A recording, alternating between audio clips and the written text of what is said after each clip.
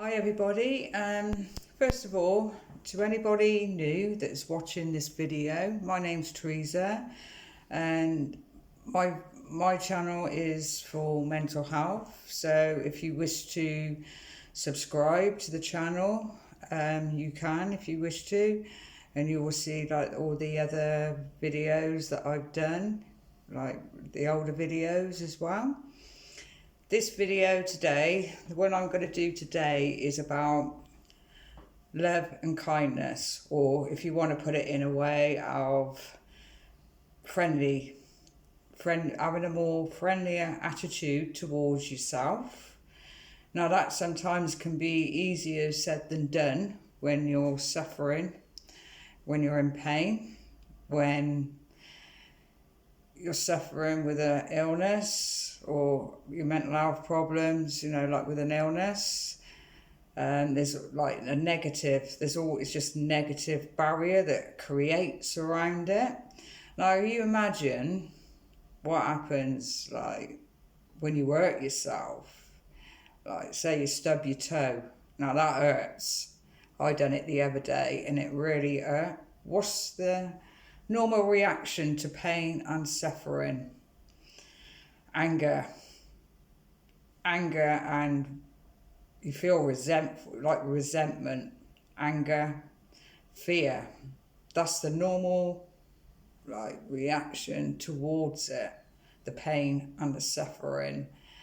And it's the same with somebody that is suffering with an illness, a mental illness, mental health problems, like I said, because it's created negative. There's a negative. It's like you can imagine. The only way I can explain it is a negative vibe going around, a perimeter around there, and it's just inside is full of negative. Now that I would call the bad wolf, because you've got the good wolf and the bad wolf. The good wolf is all the positive stuff. Now, I wouldn't say that having a mental illness is, like what I'm trying to explain is some days or sometimes you may think, oh, it's not too bad at the moment, coping a little bit, it's not too bad. So the glass is half full, it's not too bad there.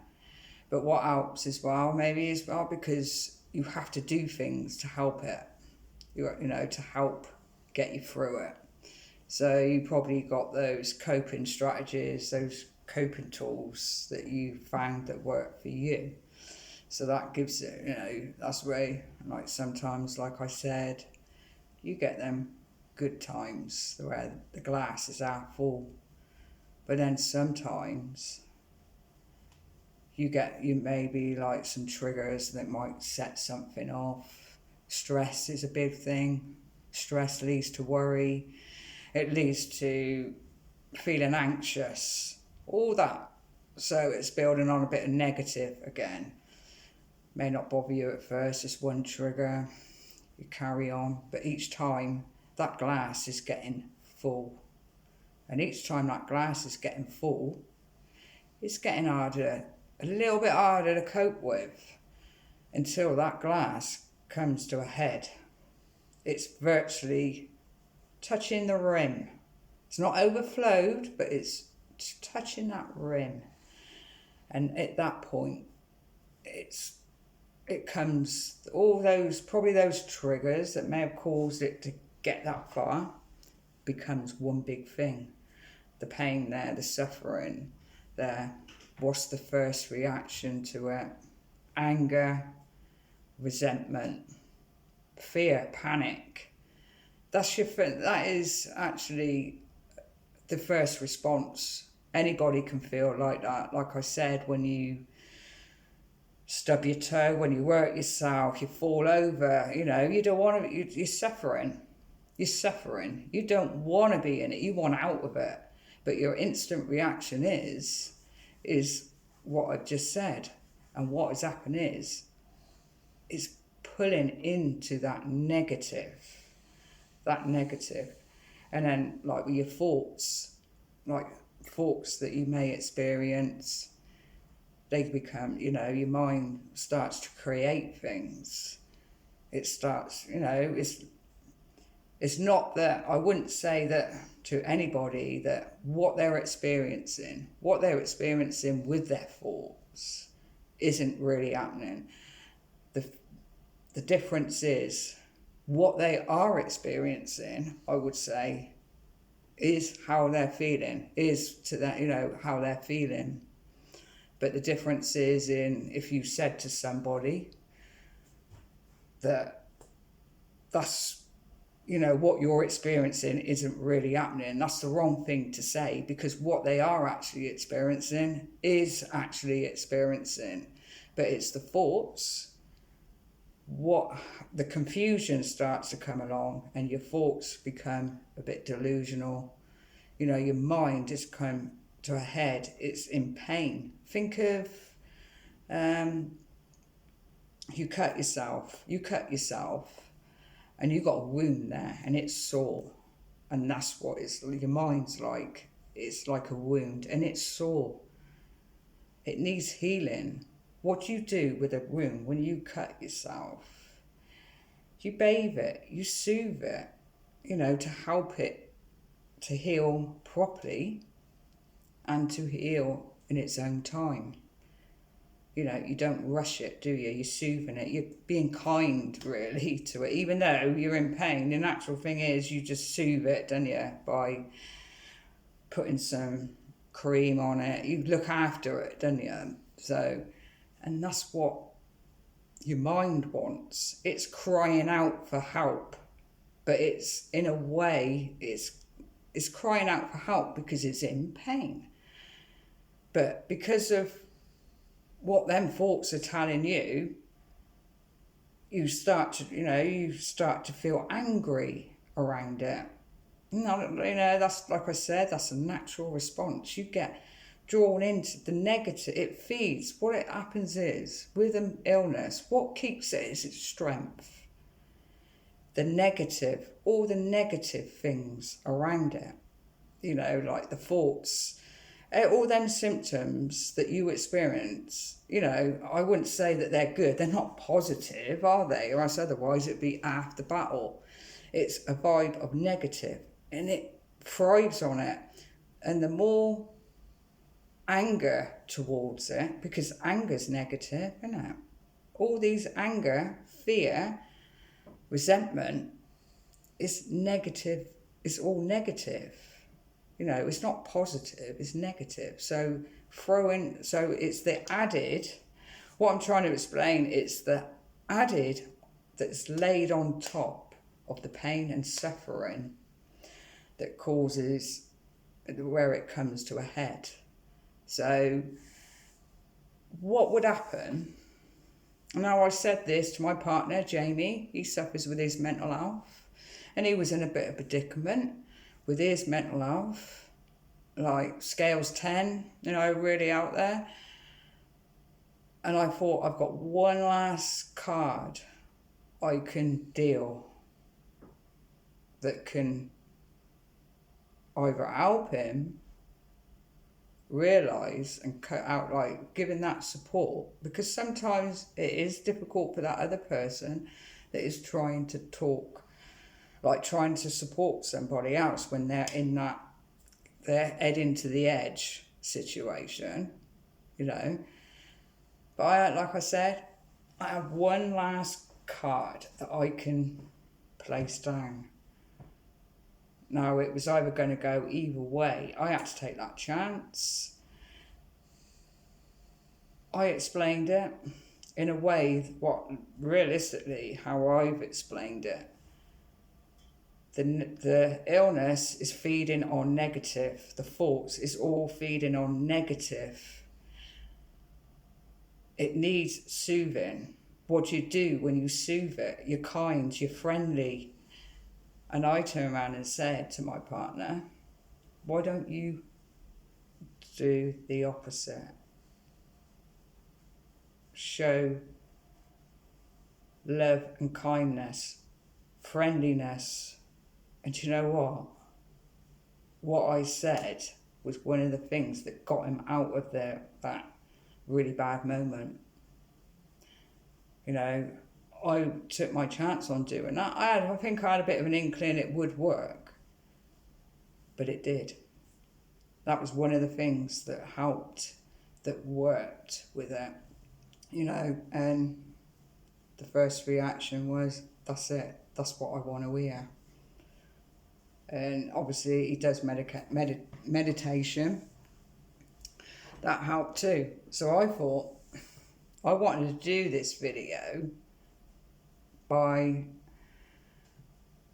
like, for showing being friendly attitude towards yourself with the pain and suffering, because I thought, well, if it can get somebody out of a really bad episode, then what's to stop it from actually working when you try it? So the thing, like, what I do want to say though is something like that. Prepare yourself. It doesn't work overnight. Now, I don't like saying these things, but this is the reality of it. That's what happens. Preparing yourself. That it's not. What I mean is, don't expect too much at once. It's something that you have to practice. It's a skill that you have to practice. Practice it daily. Being kind, friendly towards yourself. The more you do it, the more benefit you actually will get out of it. You know, it takes a lot of practice, you know, persevering and patience. You know, the patience is there. So, you know, there may be times when you may think, I don't know, this ain't working. This just isn't working for me. But it's something that is possible to do. And that's where you've got to persevere with it and just keep at it. You know, don't give up because you're thinking, this ain't working for me. You know, just keep it up. And the more you do it, the more better you get at it as well. Over time, the more better you will actually get at doing it. You know, you've got to think, the mind is suffering. You're suffering, you know, the mind is suffering. It needs to heal.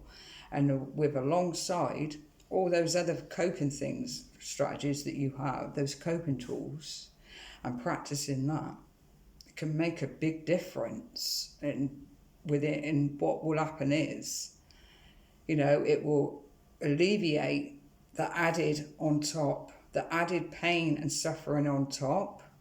So then it makes it that much easier and better to cope with. Then you start to develop a friendly attitude towards yourself, being kind to yourself, liking yourself. You know, like I said, just think of it as a wound, a fresh wound that needs to heal. You soothe it. And that's what you can do to help heal it, you know. But there are things that you can do. There's one that I can't speak for my partner really on what he does, but there are there are talks on meditation for that sort of thing. You can get them up on YouTube, just help get you a bit more insight into it, a bit more. There's that. There's practicing the affirmations, the forgiveness, the affirmations, have the fear, have the anger there, and just aim towards that anger, that fear, with friendliness. Don't cling on to that anger, the fear. Aim towards it with friendliness, love and kindness. Say kind things, affirmations, like, you know, just, how can I explain it? I'm stuck for words, aren't I? You know, like, asking, like, basically kindness. You are worthy. you can do this. Basically acceptance as well. Acceptance is a big thing. That comes into it. All that comes into it, because sometimes you don't accept it. You can't accept it. And that's a big thing. But it all will go into one with it, and you build on your confidence around it as well. You start to feel a confidence within yourself. But like I said, the affirmations, you can, you want to be at peace, you want to be free from suffering. So you're saying that. You're saying them things. You want to be at ease, you want to be at peace, you want to be free from this pain and suffering. And you say it. You say it. That's affirmations. You say those kind words. There was one as well that my partner does. And the reason why I mention these is because he finds benefits from them. Even though at times it can drop a little bit. But, he's been doing them for a little while now. So there's one like the breathing exercise. Breathing in deeply and letting out forgiveness. Just basically, it's all about learning to let go of that added that is laid on top. The added that's laid on top. You're not pushing it away. You're not blocking it. You're letting it go. You're letting it go with love and kindness, and friendliness, being friendly, just letting go of it. Because that's why sometimes it may keep coming back in a circle, because you may be doing the same thing over and over again when it comes ahead, when that glass is filled to the top. The same thing, natural response, the anger, the hatred. But like I said, the more you practice, the better you will get at it as well. And it will become an habit. The longer you do it, the more you practice it, it becomes a habit. It's like anything else that we do, those coping strategies that you may have. What happens? The more you do it, the more better you get at it. You see, then eventually you start to see that they work. You start to build on confidence that it's working as well. And it becomes an habit. You put it into your daily habit of something to do to alleviate that pain and suffering, which, as like I said, many benefits to it.